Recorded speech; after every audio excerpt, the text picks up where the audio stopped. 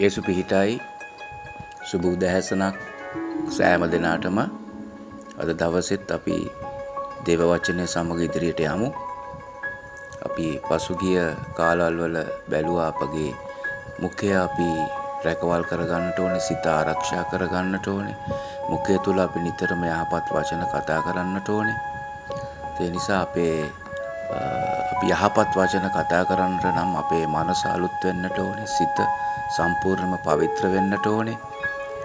සිත තුල දෙවියන් වහන්සේගේ ආකාරයේ සිතක් නිර්මාණය වෙන්නට ඕනේ. විශේෂයෙන් දවස ආරම්භයේදී අපේ සිත අපි දෙවියන් වහන්සේට සම්පූර්ණයෙන්ම පාර දීලා දෙවියන් වහන්සේගේ ආකාරයේ සිතක් අපි තුල හට ගන්නට ඕනේ. මේක හරිම වැදගත්. එවිට අපි දෙවියන් වහන්සේගේ ආකාරයට අපි එදා දවස අපි ගත කරන්නට යනවා. ඒ නිසා සිත ආරක්ෂා කර ගැනීම ඉතාමත් වැදගත්. දැන් අද දවසේ මම කතා කරන්නට කැමති ප්‍රේමවන්ත සහෝදර සහෝදරිය, බොහෝ දුරට අපේ සිත තුළ තිබෙන්නේ මේ ලෝකේ ක්‍රම සහ විදි. දෙවියන් වහන්සේගේ ආකාරයේ ක්‍රම සහ විදි නෙමෙයි. ඉතින් අපි කිතුණුව හැටියට, අපි කිතුණුවෙක් කියන්නේ අපි අයිති මේ පොළවට නෙමෙයි. අපි අයිති දේව රාජ්‍යයට, දෙවියන් වහන්සේට, ස්වර්ගයට. ඒ නිසා අපි නිතරම කළ යුත්තේ ස්වර්ගීක දේ. දෙවියන් වහන්සේ කැමති දේ. උන්වහන්සේ කිව්වා පළමු කොට මගේ රාජ්‍ය ධර්මිෂ්ඨකමත් සොයාපල්ල. එවිට නුඹලට සියල්ල දෙනු ලබනවා.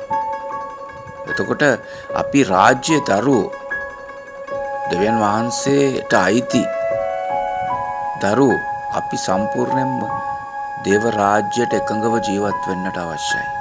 මේ පොළවේ දේවල් නෙමෙයි. මේ පොළවේ ක්‍රම සහ විදි වලට නොවේයි. දෙවියන් වහන්සේගේ ක්‍රම සහ විදි වලට. ඒ දෙවියන් වහන්සේගේ ක්‍රම සහ විදි තමයි අපේ මනස තුල නිතරම තියෙන්නට ඕනේ. ඒ නිසා හරි වැදගත් මේ පොළවේ ක්‍රම සහ විදි වලින් ඉවත් වෙන්න. ඊයේ අපි බැලුවා රෝම 12:2 කිව්වා මේ ලෝකයේ ආකාරයට සමාන නොවි සිත අලුත් කර ගැනීමෙන් අන්‍යාකාර සිත් ඇත්තෝ වැළලා. ඒ නිසා බොහෝ දුරට මේ ලෝකේ ක්‍රම සහ විදි තමයි අපිව දෙවියන් වහන්සේගෙන් ඉවත් කරන්නේ. අපිව පාපයට රැගෙන යන්නේ. අපි ඇබ්බැහි වෙලා ඉන්න මේ ලෝකේ ක්‍රම සහ විදි. මමත් මගේ කුඩා වයසේදී මම පුදුම විදියට ලෝකෙදී ඇබ්බැහි වෙලා හිටියා. ලෝකේ දේවල් කරමින් හිටියා. නමුත් මට දේව වචනය මගේ ජීවිතයට පැමිණුණු විට, දිනපතා පැමිණුණු විට ඒ සියලුම ලෝකාකාර දේවල් මගේ ජීවිතයෙන් කැඩිලා බිඳිලා ඉවත් වෙලා සම්පූර්ණයෙන්ම ගියා. ඒ නිසා ඔබ හොඳට මතක තියාගන්න, ඔබ දේව දරුවෙක්. ඔබ දේව රාජ්‍යයට අයිති දරුවෙක්. ඔබ දෙවියන් වහන්සේට ඕන විදියට තමයි ඔබ ජීවත් වෙන්නට ඕනේ. මම ඔබට යෙසායා පොතේ 55 වෙනි පරිච්ඡේදයේ 9 වෙනි පදය කියවන්නම්. ඔබ හොඳට අහුම්කම් දෙන්න. මේක තේරුම් ගන්න මෙතන දෙවියන් වහන්සේ කියන දේ. මාගේ යෝජනා නුඹලාගේ යෝජනා නොවේය. නුඹලාගේ මාර්ගද මාගේ මාර්ග නොවේයයි ස්වාමින් වහන්සේ කියනසේක. අහස පොළවට වඩා උස්ව තිබෙන්නාක් මෙන් මාගේ මාර්ග නුඹලාගේ මාර්ගවලටත්, මාගේ යෝජනා නුඹලාගේ යෝජනා වලටත් වඩා උසස්ව තිබේ. එනිසා දෙවියන් වහන්සේගේ ක්‍රම සහ විදි වෙනස්. ඒවා ඔබ දන්නවා. ලෝකේ ක්‍රම සහ විදි වෙනස් නේද? ලෝකේ ක්‍රම සහ විදි වල තිබෙන්නේ තනිකර යක්ෂයාගේ කැමැත්ත. යේසුස් වහන්සේ කිව්වා ලෝකෙන් ජය ගනිල්ලා. මම මේ ලෝකෙන් ජය ගත්තා. නුඹලත් මේ ලෝකෙන් ජය ගනිල්ලා. අපිට මේ ලෝකේ ක්‍රම සහ විදි වලින් ජය ගන්න තිබෙනවා ප්‍රේමවන්ත සහෝදර සහෝදරි. අපි ගොඩක් පරාජය වෙලා ඉන්නේ.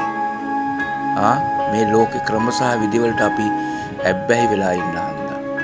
ඒ නිසා අපි අපි පියවරෙන් පියවර මේ ලෝකේ ක්‍රම සහ විධි වලින් අපි ඉවත් වෙන්නට අවශ්‍යයි. හලෙලුයා. අපි තව බයිබල් පදයක් බලමු. කොලොස්සි 3 වෙනි පරිච්ඡේදයේ 1:2 කියනවා, නුඹලා ක්‍රිස්තුස් වහන්සේ තුල නැගිටවනු ලද්දහු නම් උස් තැන්හි තිබෙන දේවල් සොයාපල්ලා. එහි ක්‍රිස්තුස් වහන්සේ දෙවියන් වහන්සේගේ දකුණු පැත්තේ වැඩ හිඳිනසේක. පොළවේ තිබෙන දේ නොව උස් තැන්හි තිබෙන දේම සලකපල්ලා. මෙතනත් දෙවියන් වහන්සේ කියනවා පොළවේ තිබෙන දේවල් නෙවෙයි. පොළවේ තිබෙන දේවල් අපිව පාපයට ලක් කරනවා. මේ පොළවේ තිබෙන ක්‍රම සහ විධි. එනිසා අපි උස් තැන්හි දේව රාජ්‍යයේ දෙවියන් වහන්සේගේ දේවල් අපි නිතරම සලකන්නට අවශ්‍යයි. හලෙලුයා. එතකොට මේ පොළවේ තිබෙන දේවල් අපේ මාංශගත වෙලා තිබෙනවා. මොකද අපි මේ පොළවේ ඉපදුනේ. අපි මේ පොළවේ ඉපදුන නිසා අපේ කුඩා වයසේ ඉඳන් අපි ඇබ්බැහි වුණේ මේ ලෝකේ මේ පොළවේ ක්‍රම සහ විධි වලට. නමුත් ඔබ තේරුම් ගන්න, ඒවා වලින් බොහෝ දේවල් දෙවියන් වහන්සේගේ කැමැත්ත නෙමෙයි. දෙවියන් වහන්සේගේ කැමැත්ත වෙනස්ම එකක්. උන්වහන්සේගේ කැමැත්ත තමයි අපි 100% උන්වහන්සේ උදෙසා ජීවත් වීම. දැන් ඔබ දකින්න ඇති උන්වහන්සේ පේදුරුව තෝරගද්දී උන්වහන්සේ කිව්වා, උන්වහන්සේ කැමති වුණේ නැහැ මේ මාළු ව්‍යාපාරය තවදුරටත් පේදුරු කරනවට උන්වහන්සේ කැමති වුණේ නැහැ. ඒක අතහරින්න කිව්වා පේදුරුට. දැල් බෝට්ටු ඔක්කොම ගොඩට ඇදලා දාන්න කිව්වා. ඊළඟට මානු එන්න කිව්වා, අපි මිනිස්යන් අල්ලන්න යන් කියලා. ඒක තමයි දේව කැමැත්ත. අපි උන්වහන්සේ එක්ක දේව රාජ්‍යයේ වැඩ කිරීම තමයි දෙවියන් වහන්සේගේ කැමැත්ත. උන්වහන්සේට ඒ වෙලාවේ තිබුණා පේදුරු එක්කලා මේ පොඩි ඇග්‍රිමන්ට් එකක් ගහගන්න නේද? පේදුරු මම නුඹට මසුන් අල්ලන ක්‍රමය කියලා දුන්නා. බෝට්ටු මාළුන්ගෙන් පුරව ගන්න ක්‍රමය, ඔබ කරන ව්‍යාපාරයේ දියුණු වෙන ක්‍රමය මං කියලා දුන්නා. උඹ ওই ව්‍යාපාරෙම කරගෙන ඉඳලා මගේ කොටස මට දෙන්න කියලා උන්වහන්සේට කියන්න තිබුණා. මගේ සේවයට ඔබ උපයන මුදල් වලින් මට ආශිර්වාද කරන්න කියලා පේදුරුට කියන්න තිබුණා. නමුත් උන්වහන්සේගේ කැමැත්ත ඒක නෙමෙයි. උන්වහන්සේගේ කැමැත්ත අපි 100% උන්වහන්සේ අනුව ගමන් කිරීම. ඒ මාළු ව්‍යාපාර වගේ නෙමෙයි. අපි ස්වාමින් වහන්සේ එක්ක උන්වහන්සේගේ කැමැත්ත කරමින් ස්වර්ගීක දේ තෝරගෙන ස්වර්ගීක දේ කරන එක මේ පොළවේ තිබෙන හැම ව්‍යාපාරයකටම වඩා, හැම රැකියාවකටම වඩා උසස්. ඒ වගේම ඒ තුල පුදුමාකාර ආශිර්වාදයක් අපිට ගලාගෙන එනවා. ඒ නිසා අපි දේව කැමැත්ත තෝරගන්නට අවශ්‍යයි. දෙවියන් වහන්සේගේ මාර්ග අපි තෝරගන්නට අවශ්‍යයි. අපි තව බයිබල් පදයක් බලමු. 1 යොහාන් පොතේ දෙවනි පරිච්ඡේදයේ 15යි 16යි 17යි අපි බලමු. එතන කියනවා, ලෝකයටවත් ලෝකෙහි තිබෙන දේවල්ටවත් ප්‍රේම නොකරල්ලා. යමෙක් ලෝකයට ප්‍රේම කරේ නම් පියාණන් වහන්සේ කෙරෙහි ප්‍රේමය ඔහු තුල නැත. මක්නිසාද? ලෝකයේ තිබෙන සියල්ල එනම් මාංශයේ තෘෂ්ණාවත්, ඇස්වල තෘෂ්ණාවත්, ජීවිතයේ අහංකාරකමත් පියාණන් වහන්සේගෙන් නොව ලෝකයෙන් වේ. ලෝකයක්, ලෝකේ තෘෂ්ණාවත් පහව යන්නේය. නමුත් දෙවියන් වහන්සේගේ කැමැත්ත කරන්නා සදා කාලෙටම පවතින්නේ. හලෙලුයා. ඒ නිසා මේ ලෝකේ ක්‍රම සහ විධි අපි අතහරින්නට අවශ්‍යයි.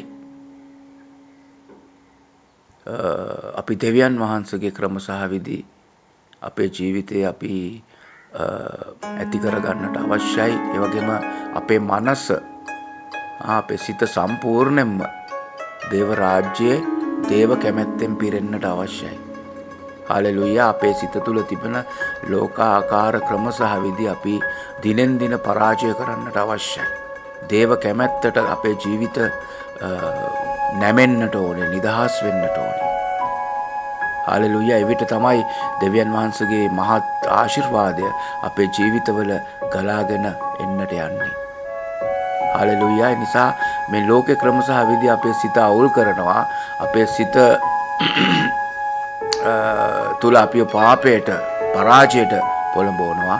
ඒ නිසා මේ ලෝකේ ක්‍රම සහ මේ ලෝකයේ ආකාරයට සමාන නොවි ඔබ දෙවියන් වහන්සේගේ ආකාරයට ඔබගේ සිත හරව ගන්නට අවශ්‍යයි. හලෙලුයා. එවිට ඔබ දෙවියන් වහන්සේගේ දේව දරුවෙක් මෙන් බොහෝ ආශිර්වාද ලැබලා ඔබ ඉදිරියටත් ඉහළට ගමන් කරන්නට යනවා. හලෙලුයා. ඒ නිසා ඔබ මේ කොටසේ තවත් බොහෝ දේවල් තිබෙනවා ඔබට කියන්න. නමුත් මේ පොඩි වොයිස් එකේ ඒවා හැම එකක්ම කියන්නට බෑ. ඉතින් ඔබ සමහරක් දේවල් වරදවා ගන්න එපා. මොනවා හරි ඔබට ගැටලුවක් තිබෙනවා නම් මට කෝල් කරලා මාත් එක්ක අහන්න. මම එතකොට තව දුරටත් මේ දෙවියන් වහන්සේගේ ක්‍රමය සහ ලෝකේ ක්‍රමය ගැන ඔබට පැහැදිලි කර දෙන්නම්. හැම කෙනෙකුටම ජේසුස් පිහිටයි. සුබ දවසක්.